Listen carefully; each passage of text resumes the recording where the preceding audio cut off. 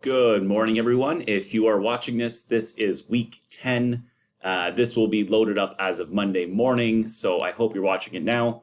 And what we'll be going into today is menu and facility design, and we'll be looking at both some design and color psychology, or design psychology as a whole, and really how that affects how you will design some things.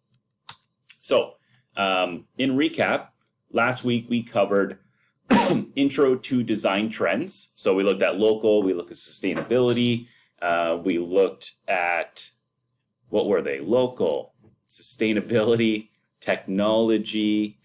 Sorry about that. I ran out of room on my computer and it just cut me off. So I've been lecturing for 15 minutes and I didn't realize. Okay, so where we left off, I believe we were talking about there isn't as much room as you think in a lot of these different areas, including bathtub, in this little sink and toilet area, around this table. So just be careful when you are doing design. Think about your own body moving around these areas and ensuring there's enough space. So the agenda for today is that we're going to go over these 5 topics.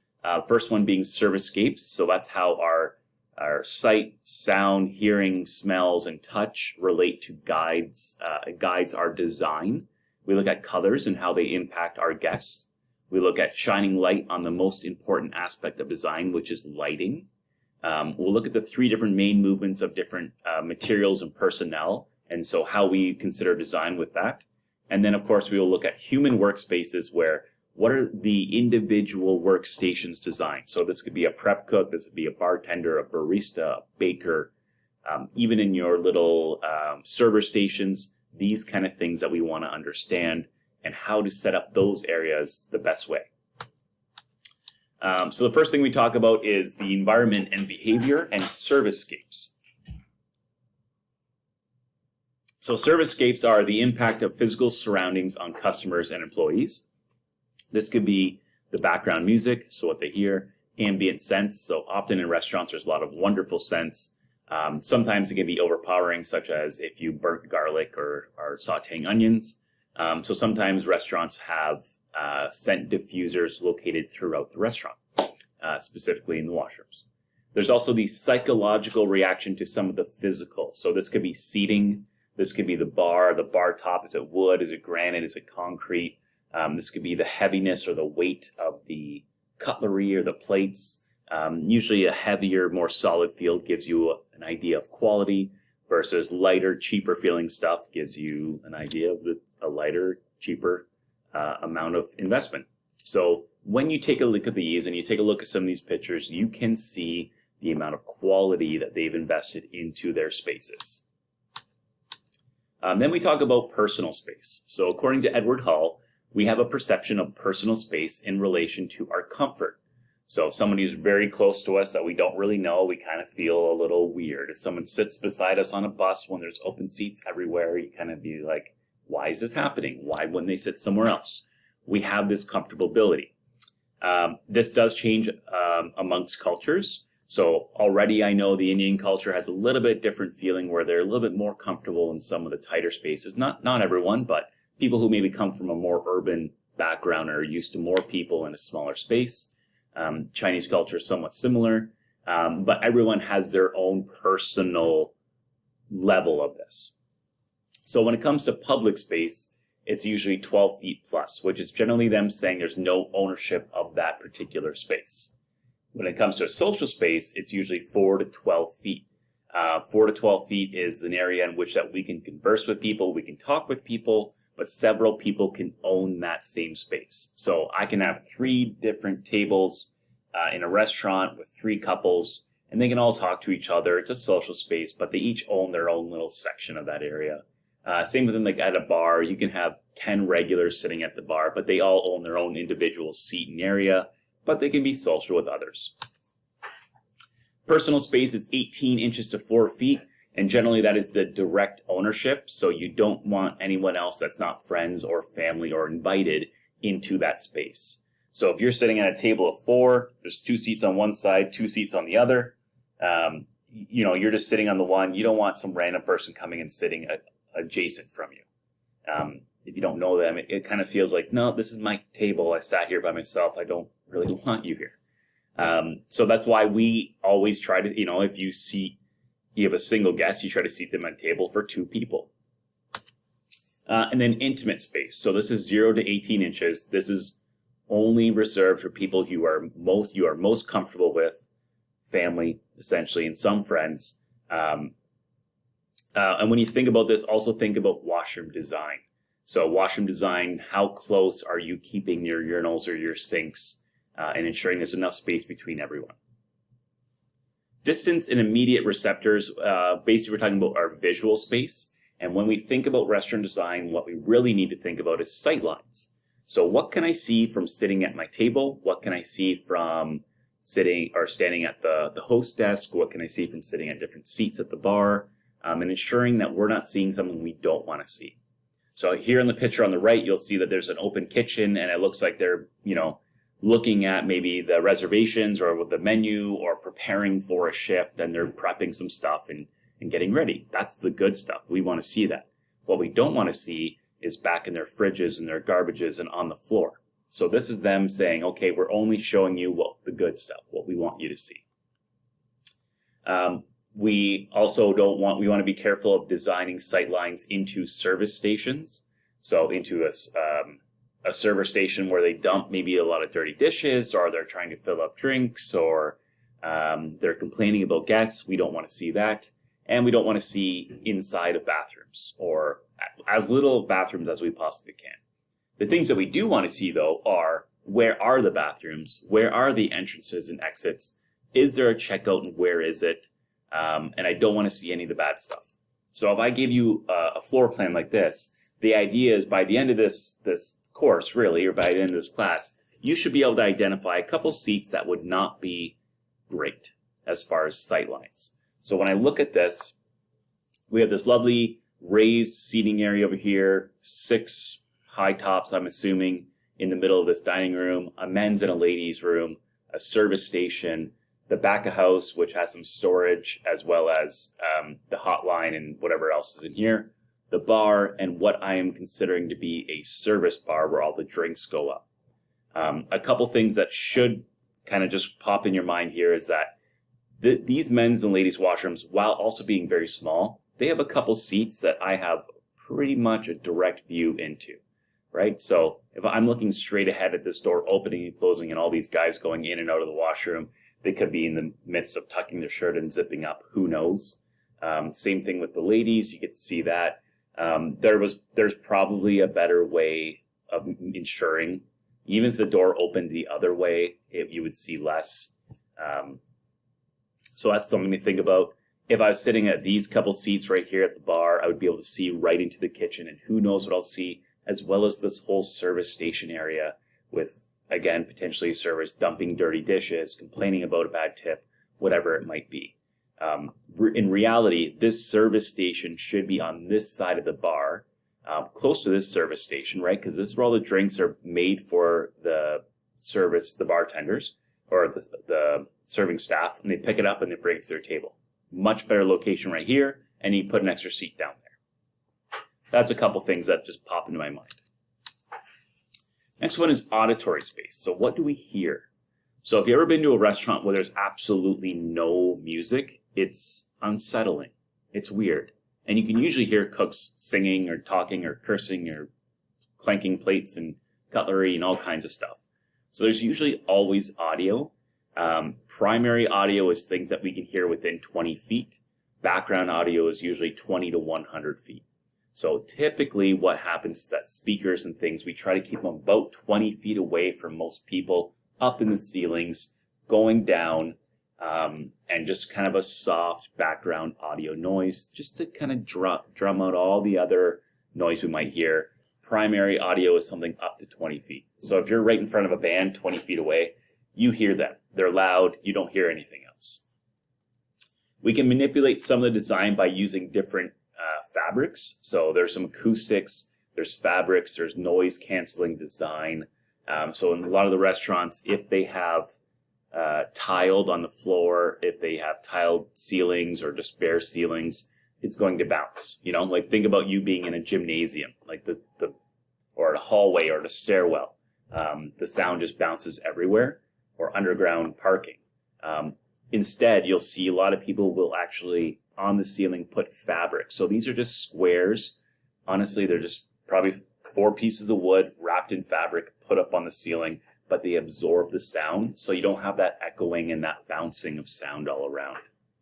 It's really nice, and it helps with people, and you'll notice that a lot of elderly folk, especially those with hearing aids, they don't like going to a noisy place. And what we would consider maybe not noisy, they may consider noisy. When it comes to the smell, to the sense of smell, we call it our olfactory space, olfactory. So this is smells and aromas. It can be manipulated by using different aroma infusers or diffusers in washrooms. Certain scents can result in different emotions for people. As an example, when people are trying to sell homes and they have open houses, sometimes they'll bake cookies. Sometimes they'll cut up apples and sprinkle cinnamon on them and just put them in the oven really low. And you're basically making dried apple chips, but over the 6 or 8 hours that it takes, it's this long amount of just this wonderful home cooking, beautiful smell. And it makes them feel like I would cook at home and maybe this is the place I want to be. Casinos have this. They have scent-emitting slot machines where it gives the smell of vanilla. It calms their nerves. It makes them more relaxed. One thing that you have to think about is that we also want to ensure that the bad smells stay in the kitchen and the good smells stay in the dining room. So that's when we start talking about negative and positive pressure. So specifically important now when it comes to healthcare. When you're looking at this room, there is negative pressure in the room and there is positive pressure in the hallway. If I were to open this door because there's positive pressure in the hallway, the air comes running into that room. It's all about HVAC, so heating, ventilation, and air conditioning. So when you set up your HVAC units in most restaurants, in all buildings really, you set it up so there's usually, depending on what you want to do, there's positive pressure in the room and not in the outdoor space. So if I were to let's assume that this is our restaurant and this is the outside. I don't want the cold air from outside coming in, or I don't want the hot air coming into my air-conditioned place. Rather, I want positive pressure in the dining room of the restaurant. So when they open the door to the outside, yes, the warm air will go out or the air-conditioned air will go out, but not the cold or the hot from the outside. When you think about illnesses, so people who have COVID as an example, so it's kind of like they're in a wing. You want to contain that COVID disease inside that room. So basically what happened here is that you'll keep negative pressure in there, so outside air will come into that, but no inside air will come out. And if someone was immune compromised, which means they get sick very easily, you would want to keep all outside air outside, so you'd have positive pressure in there. So basically that's just the way that works. Just keep in mind that this is going to be something you actually want to kind of remember when it comes to design. So if you are having an issue where your restaurant's always cold and people keep opening the door, you are able to just change the amount of air that your ventilation kicks out in your dining room, and that will go away.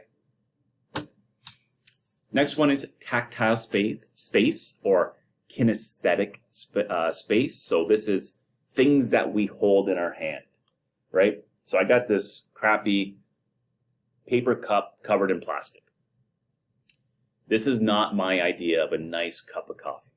Rather, you want a big mug, and some of the mugs are wrapped in fabric, and you want to sit there and you want to sip on it and hold it and feel like it has some substance to it.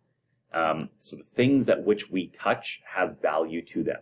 So if it's stainless steel, it can be a little bit cold. So this room up here on your right hand side, it feels cold and it feels dead and industry and industrial, and there is an emotion there, but it's not a loving one. Whereas you look at this table with the live wood and the wood wall banquette and the fabric seating, it feels more homey. So depending on what the theme is that you're going for, it can both look differently. And you look at this cutlery here, it's nice and chunky and heavy, and you feel the value of it. So this could be heavily weighted glassware, how heavy the door is when you open and close it, low ceilings, narrow rooms, all this stuff give you a different feel. And then the last one is thermal space. So thermal space is basically, you know, it kind of goes along with the air pressure, but hot rooms feel more crowded. Wait times seem longer. People become irritated. When you think about patios, you have to keep that in mind, that you should offer patios that have shade. So it could be pergolas, could be umbrellas. People even have misters that kind of shoot like a mist water and keep people cool. There are always going to be heat escaping from the kitchen. Again, you want the kitchen to have negative airflow. You want the dining room positive. So you want the dining room air to go into the kitchen, which is typically air conditioned. You don't want the hot air in the kitchen going out into the dining room. So, and also with that hot air going to the dining room would be the smell. So you want to make sure you keep that out. Now on the flip side, too cold rooms can be uncomfortable. They really affect the younger and older generations the most, and they do not entice diners to stay longer. So they could be drafts from door openings or placement of tables that are directly under a vent that kicks down cold air. So even patios in the off season, people offer blankets or heaters. So these are things that you need to understand and think about a little. The next option is, or the next thing we can talk about is color. So how does color affect the mood of a potential customer and employee? Because we want our employees to be happy. So color can emphasize different feelings, thoughts, and behaviors. Light and cool colors recede when used in design. So not like plateware or whatever, but when you think about design, light and cool colors make areas feel larger. Dark and warm colors make areas feel smaller. Okay? So if you have a small space, go light and cool. If you have a huge space and you want to start making it feel a little bit more comfortable, then use those dark and warm colors.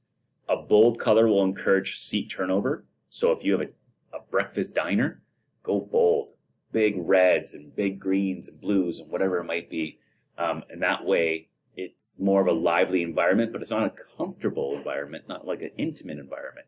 Subtle colors will create calm. You see this a lot in a lot of hospitals. Nice pinks and neutral colors and yellows and things like that, where they're really muted, and it kind of creates that feeling of more of a calm, relaxed environment.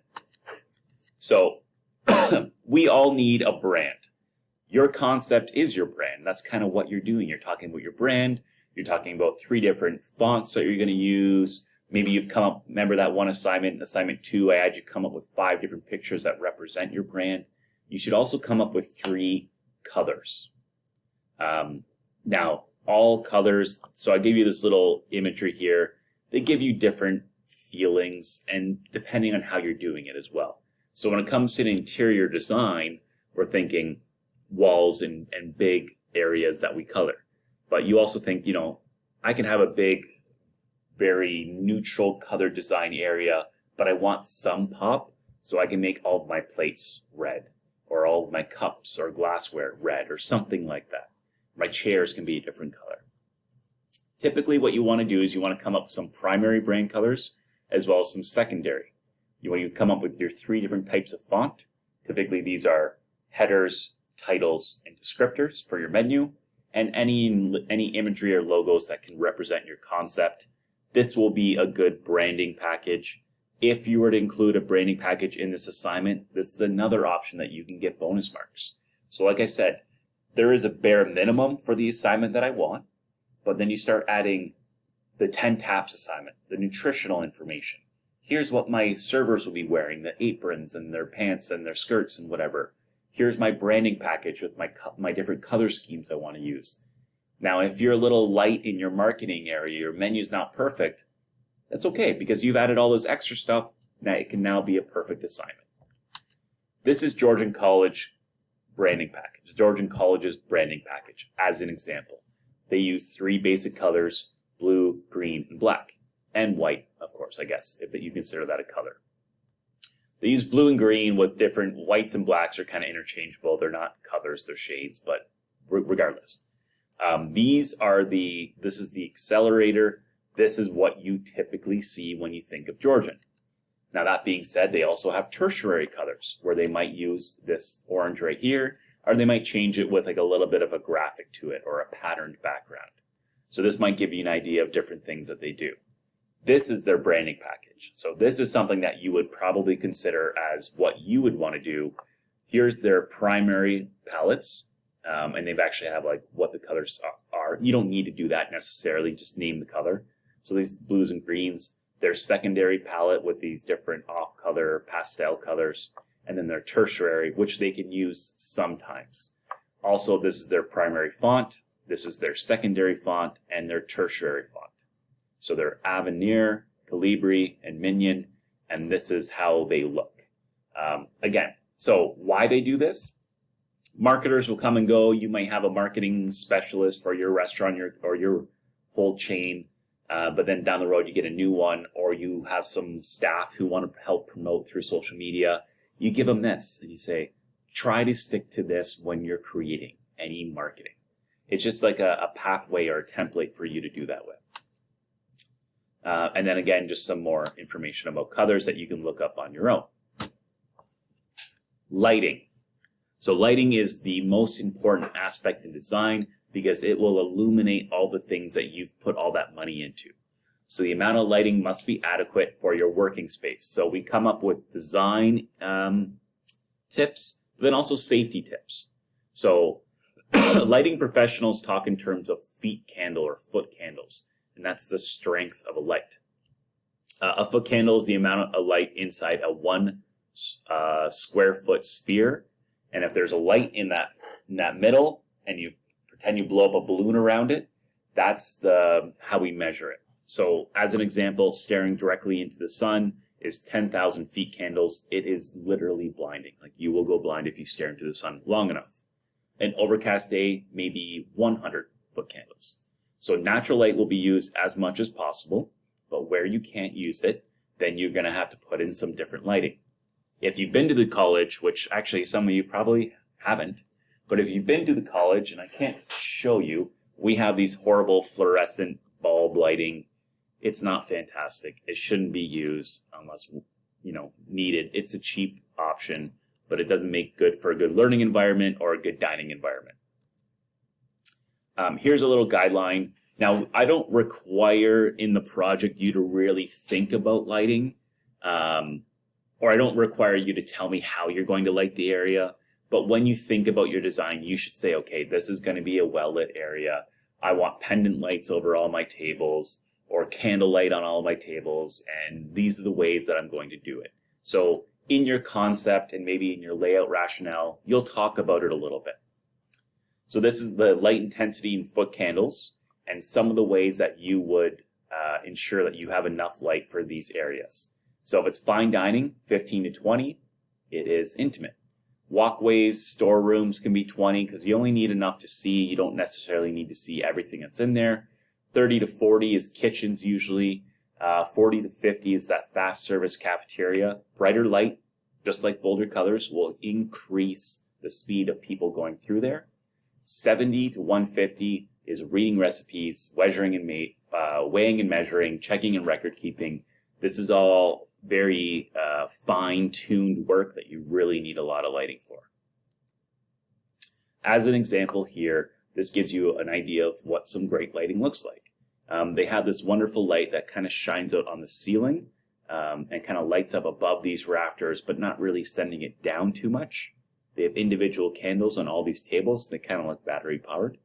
They have some pendant style little globes up here, which are quite nice. And then along the walls, they have all these pot lights shining down along the wall, and then kind of all these pot lights reversed shining up. So up or down.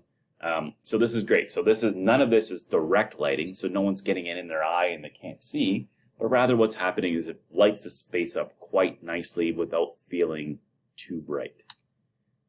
Same with this. Now this is more of that intimate style where all the lighting is either on the walls or going up in the sky. All these pot lights are sent down along these pictures, and on the table itself is a fairly intimate feel to it. I love that. Here, which is one of my favorite photos, this is actually inside a restaurant, but what they've done with their lighting is make it feel like you're outside. So this is not a patio. This is fake grass. These are fake walls. These are fake plants. And they've strung their kind of patio lights through it all, making it feel like a patio with this big open area. And this is this wonderful place that feels like I'm eating outside, but I'm eating inside, and I can eat here year round. So you see how they kind of play with that. And then here's another one just with a lot of industrial piping and metals and reflective surfaces. So because this is all open and there's a lot of mirrors and big things, they put a couple panels up just so people don't get it, again, reflecting off surfaces and blinding them when it shines in their eyes.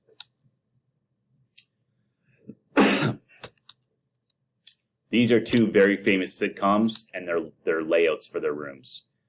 So I'll bring those up in class. We'll go through them. And then lastly, is workspaces. So we want to talk about the flow of materials and personnel, sanitation, and some of the spaces that we're going to be going into. Now, I'm only going to go into most of the front of house and some of the back of house. Next week, we'll go into the production areas of the kitchen. So first thing is the three major movements, flows in a restaurant. Number one, your employees. Where do they move from and where around the kitchen or where around the front of the house? Number two, raw food. So raw food comes in the back. Where does it go? To the storage, to a prep, to service. How do we use it? How do we move it? And then the last one is the flow of dishes through the dishwashing system and back to the service area. Okay? So there's a few different things that we look at, but this is generically how the flow of materials and personnel works. Everything starts with the back door, employees, for the most part, employees and food. It comes in and goes into a receiving area. In this receiving area, it is countered, it is confirmed against their invoices of ordering, it is marked off, it might be checked for quality, ensure the tomatoes that you bought aren't rotten. And from there, it'll go to either a dry storage area, flours and mixes and spices and things of that nature, toilet paper, whatever, or it goes into a cold storage area, which could be your fruits, vegetables, dairies, milk, fridge or freezer. From there, it'll go to a pre-preparation area, which could be just, you have heads of lettuce and you're cutting them and getting them ready for salads, or carrots, or you're cutting and blanching your potatoes to make French fries.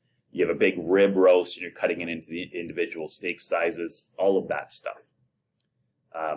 The final preparation is where we add heat, or we produce it. We add the tension for the final time. So you might cook some things off. As an example, with bacon wrapped scallops, they would bake the bacon for 5 to 10 minutes in an oven, wrap it around the scallop, and it's prepped. And then it has to go, when it's ordered, then it'll go back into an oven for another 10 minutes. So it's kind of par baked off, getting ready for service. The final prep, again, like I said, is the final time that heat is added. And then it goes to service, which means taken from the hot window or cold window or wherever it's been stored and goes into the dining room. From the dining room, after it's complete, the dirty dishes and the cutlery and all the stuff will go back to the warewashing area. All of the dirt and grime and food remainings will go into the waste, and which goes out the back door. And the warewashing will go back to storage of some sort, the pre-prep area, or online, the final prep area where they finally cook it all. So this warewashing also goes all back there. When we talked about this previous one, we were looking at sightlines. We were looking at this one. Now, I've just used like a little pen and I've just highlighted where the service staff and where the customers and guests may be moving to. So when you think about the service staff, they're in the back, they're coming out of the kitchen, they're going into the service area, they're going down here to this little service station, and they're going amongst all of the tables. When you think about guests, they're coming in the front door, they're going amongst all the tables to the bar, to the washroom, but they're not going into the back kitchen. What the idea is with this is that you want to identify congestion points. So where is there too many people overlapping, and what I would say is this whole bar area around here is going to be one, because servers are always going down here, grabbing drinks from this service area, and then walking to their tables where all of the guests are walking as well. And this stairwell here is going to be a bit of a congestion zone as well, because you're obviously walking up to serve the table and people are walking down to go to the washroom or to leave. that's going to be a bit of an area. So keep that in mind. When I identified this here is that you're going to be walking through here to serve your tables as much as possible, because there will be a traffic of the customers going to the washrooms and coming back out of them. So if you can avoid them as much as possible, then you do so. When you do your layouts of your restaurants, kind of think in this manner, where you say, okay, how do my employees walk around versus how do my customers walk around, and where might they meet each other most often? And if we can reduce that the most, that is ideal. Now your restaurant will be something maybe more similar to this, where it's much larger and they have a lot more stuff going on. It's the one that I showed was a little small, but again, you would do something like this and you might want to try to map out, okay, where do the customers walk and where do the serving staff walk, and can we adapt and change some of the layout so not a lot of people are running into each other. So my question is, if we were in class, I'd say, what retailer is one of the best customer flow experts? And it is IKEA. So if you have ever been to an IKEA, they have this wonderful way in which they have mapped for everyone to walk through all of their areas to see every single thing that they potentially want them to buy, and eventually heading to usually it's like a downstairs area where they can pick up all of their stuff. The reason they're great at this is because they don't give them the option of all these different aisles to go down. You will literally have to see almost everything. And yes, there's a couple shortcuts that they arrange through there. Typically it's for staff, but for the most part, like lemmings, all of the customers that come here walk through the whole thing, pick up the pillows and look at the candles and the plants and the throws and this and that, and they buy some more stuff than they should. When it comes to ease of sanitation, here's a couple hints. Making sure that your finishes are easily cleaned. It is not easy to clean carpet. It is easy to clean tile. So your walls, your floors, your ceilings, all of that kind of stuff, specifically in the kitchen, should be very easily cleaned. You may want to include fabrics and carpet and stuff like that in the dining room to increase comfort and reduce noise, but keep in mind that that will be a little bit more difficult to clean. Arranging cook areas so there's no cross-contamination, using wall-hung equipment, and then also making sure your garbage disposal areas are simplified and movable in the areas they should be. When it comes to ease of supervision, you guys will probably have a lot of different roles in your future where you are supervisors, managers, and potentially owners. You have to be hands-on and eyes open in those establishments. So you want to be able to see as much as you can. Generally, managers have a couple ideas of where they want to stand. Some are kind of in the bar areas, some by the front door, some are in the back of the house, but areas where they can see as much as happening. So office with lines of sight to the prep areas rather than the back door help a lot. Minimizing the number of walls and partitions between functioning areas help. Where interior walls are necessary, as between two banks of equipment, you may use half-height walls, so you still get that separation, but you at least can see if somebody is sitting in that table. And if you can avoid separating by floor, do so. Although in more urban centers, we go up because it's less expensive than buying more property horizontally. So this is an office for a manager. It's small, but it's perfect for one manager or one manager on duty at a time, where it is 64 square feet, 8 feet by 8 feet. That's how you determine that. Has a lovely working desk area, printer, photocopier, whatever else he needs, and room for another person to sit in there so you can speak with employees or the other manager privately. It's more than what you need. The only thing I would recommend is that when you speak with employees privately now, you either leave the door open, and if it's like a private meeting, ensure you have another manager with you so it's not, and preferably the opposite sex, so there's never can be implications of you doing something improper. So door open all the time is probably your best bet. When it comes to space efficiency, we want to make the area not too large because that wastes steps. And we talk about the science of moving people, which is the least steps possible, but we don't want too small because that also causes crowding, it causes injuries and cross-contamination.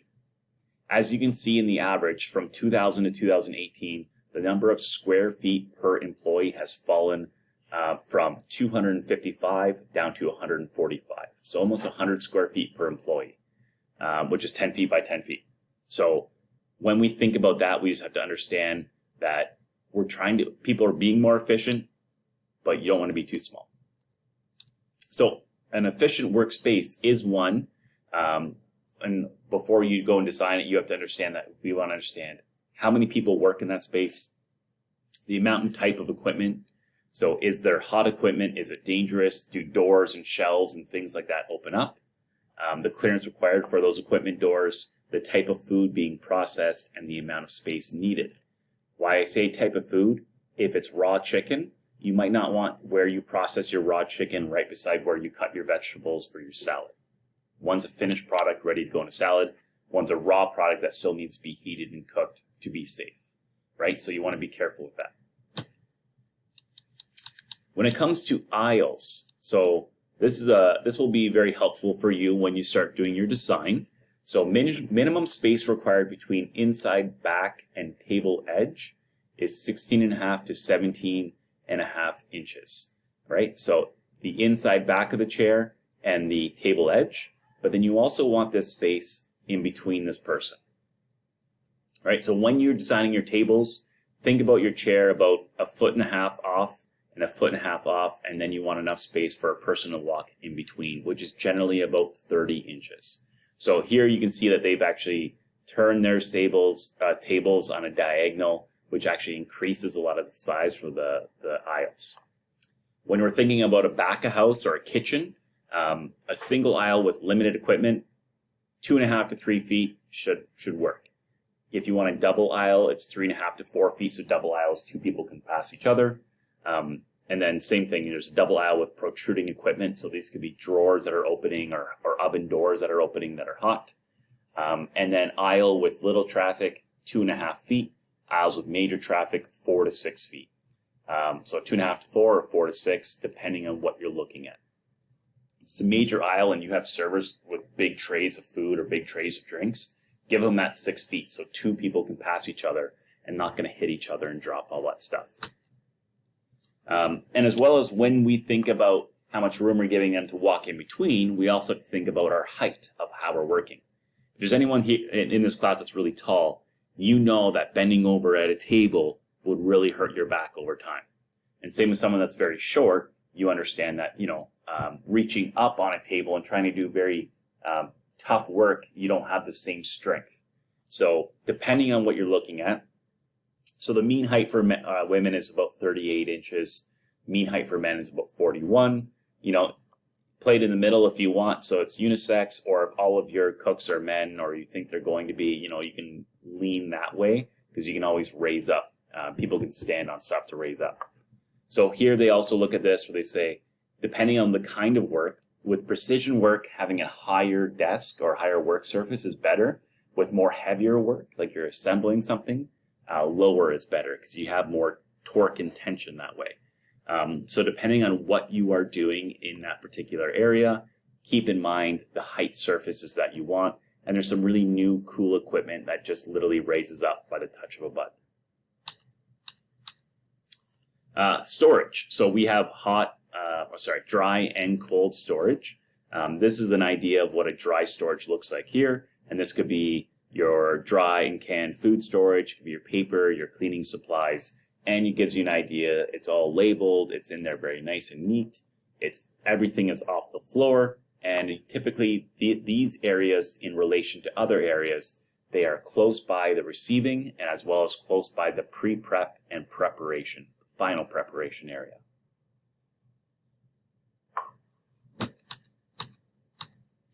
When you're thinking about dry storage spaces, there's a couple ways of doing it. Typically what they are is they have a door that closes and opens, keeps out rodents and thieves, really. 96 square feet for a very small restaurant. This is ideal. So it gives you 3, all to the sides and 1 rack in front of you. And you're able to pull in one of those big rolling carts inside here and store those as well. These on the right-hand side are both 225 square feet. They're identical in size, One has 4-foot aisles. As you can see, one has 3-foot aisles. A 4-foot aisle will allow you to have those big rolling carts move into it. A 3-foot aisle will not. If that's not important, now you can see this one here. This one has much more, well, another whole rack of shelving because they've just made 3-foot aisles versus 4. So depending on what your place looks like, you could rearrange these. Now these are all removable, all these racks, so it's you know, not like you get to buy it once and it's that like that forever. You can really adapt as you move on. When it comes to refrigeration, the location of menu typically drives the location of the fridges, but typically you have many stationary fridges. If you are a large restaurant, 3 separate fridge spaces is amazing. Typically you don't have the money to do that, and you have to use maybe just 1 or 2. So when you have 3, you can have one for fresh produce, which is held at the highest temperature, dairy and eggs, a lower one, and then meat and poultry, the lowest temperature.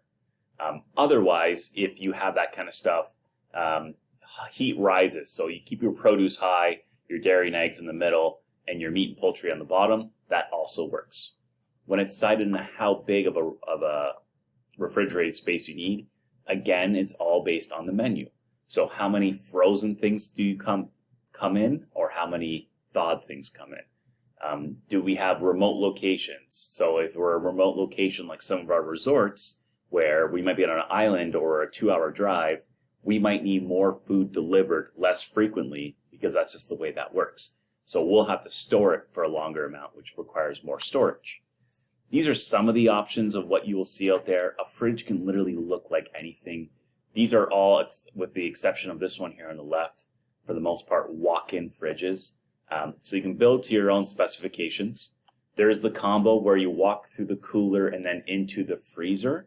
I kind of like this one, although if you are having those big rolling racks, it can be really like you got to pull out all these rolling racks to get to the freezer and put them all back in. It's not ideal, but it does save space. You can have a combo where you might have a small little chest freezer and then, or a small little just reach-in freezer and then a big walk-in fridge, as well as a open-up fridge where you can just grab something. So this works well in like a bar area where you might have all the kegs back in this area, but you might have bottled beer and cans and juices and things like that in the front. You can have a different look. This is similar to the combo one up here, but it's a reach-in as well as walk-in, angled, which makes sense for some people, and then you could have just big coolers and freezers beside each other. When it comes to employer locker rooms and toilets, so we've talked about this before. Getting employees is difficult. Getting good ones is very difficult. Keeping great employees is extremely difficult. When it comes to having your location designed properly to keep good employees, it is always worth the investment in money. So having a restroom for employee use, so they don't have to use the other toilet, like the one that guests use. And often what happens is that, you know, a cook, he's covered in spaghetti sauce and flour and whatever else, and he walks into the same washroom that the customers are in. It's a horrible look. So you always need your own washroom. You want secure storage. So there's nothing worse than going and dropping off your coat, your backpack, and your boots on a winter day, and then someone steals your coat and your backpack.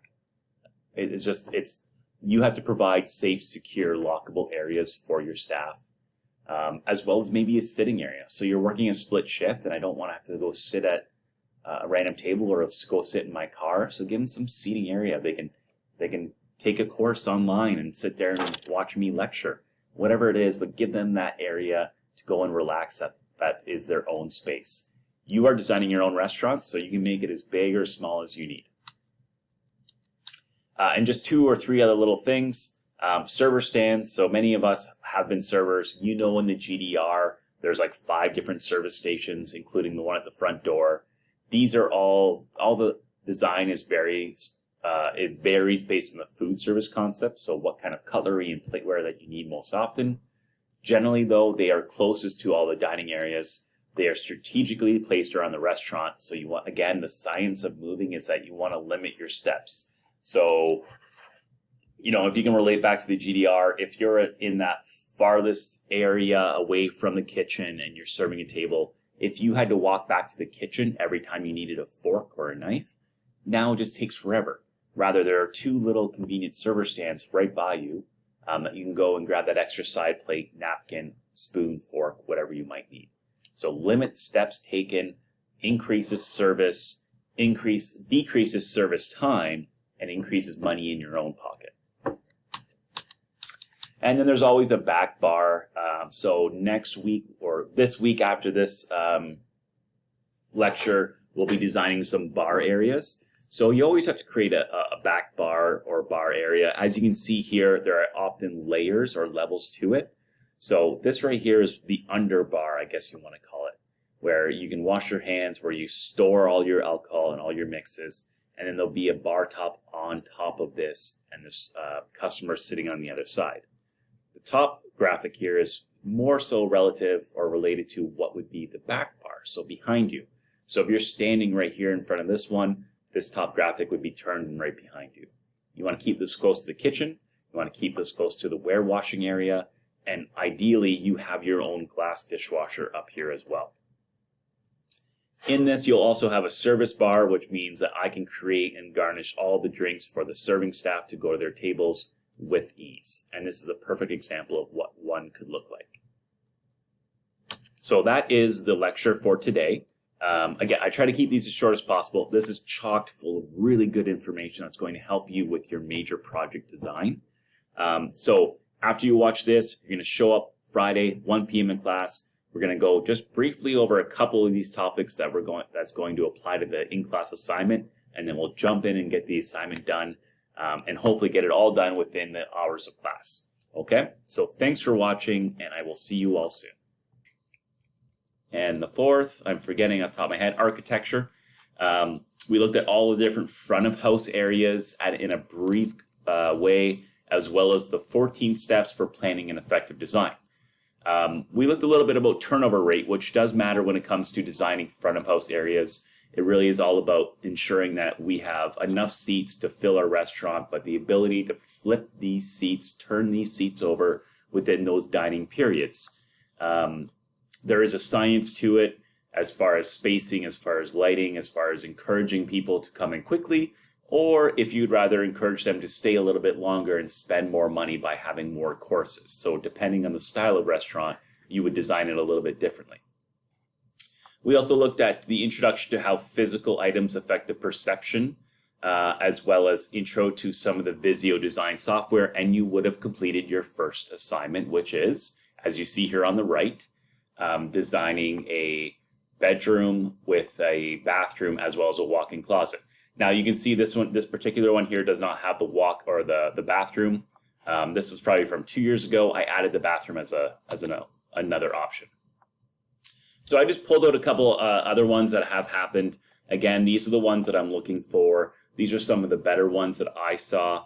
There are some issues, of course, with many of these, but they're small. And these are the things that you need to understand, that when looking at a bird's eye perspective, you may think that this is a lot of room. I'll just generate a couple different ideas that might give you an idea of where you see some of these issues. As an example, when we look at this one here, this is not fine or not bad. There is a couple space concerns issues as far as if you were to sit in this particular chair, which, you know, what's nice is looking out this big opening window, your knees would be into the window, right? There's no way that you would set this chair up like this. Rather, what you'd probably turn it and put it in that particular drawer or that particular little corner. Same thing with these pocket doors. Yes, they open. It's great.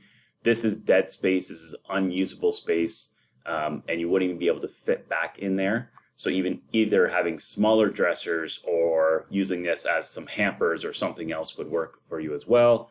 And in this one here, this closet is far too small. You really wouldn't be able to walk in and stand there comfortably. So there's a couple issues. Even around this bed, that's probably like not even 2 feet. You would probably have to turn sideways an inch around that. So while you think it may look like a lot of room, it isn't necessarily as much room as you think. Apologies, I got cut off there. I think what I was talking about was the inability to really move around comfortably in this area. They had this lovely washer and dryer in a small area like this. If you're really going to do that, you would probably have a stackable open this wall up a little bit more, and then therefore have more room around your bathtub, because this is probably about 1 foot, not enough room to safely go in and out of your bathtub. Or just change the whole thing and turn it and open this room up a little bit more. Where's my mouse? Open this room up a little bit more to be more comfortable. So generally not bad for most of these, but there are areas where I can find a little bit of adaptations that you can make, and simple things like moving this sofa right up against this wall, where this is just wasted space and has no reason for it. It's all about the efficiency of design. Now, when I mark those, I probably wouldn't really reduce marks on these kind of things, as this is a very introductory. But as we go forward in the semester, I'll get a little bit more tight on how I'm looking at things. So these are the 5 things that we want to look at here today. Servicescapes, which is how our sight, sound, what we hear, what we smell, all of our senses, how they guide us with design.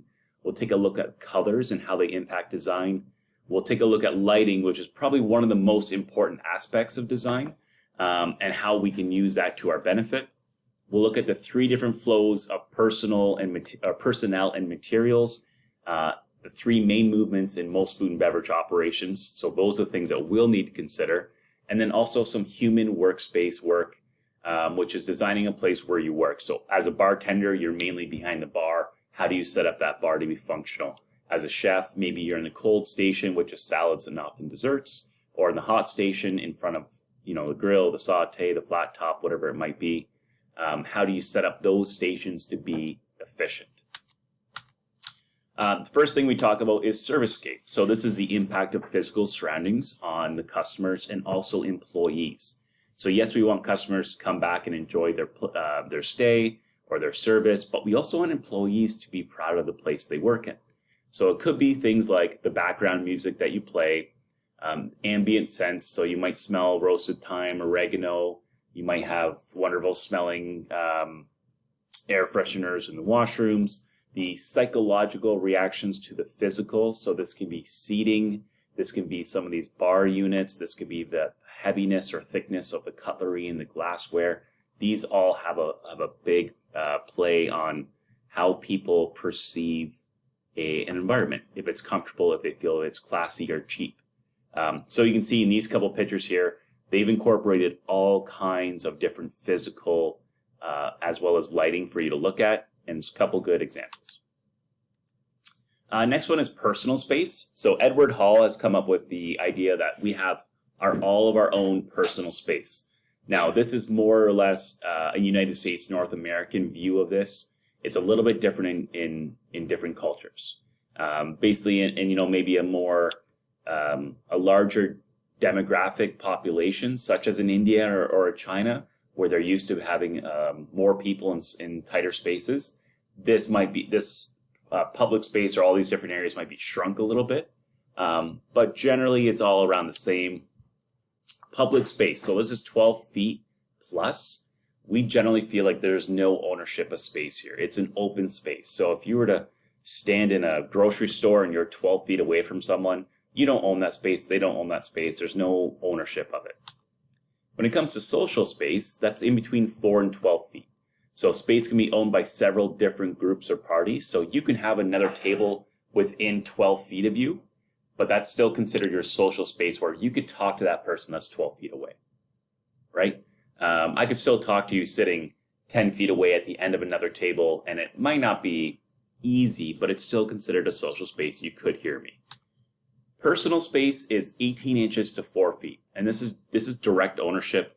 This is like your table. So as an example, if you were sitting at a table for 2 just by yourself, if someone were to come and sit right in front of you or beside you, you would feel like they are in your personal space and therefore feel a little uncomfortable. So when we have those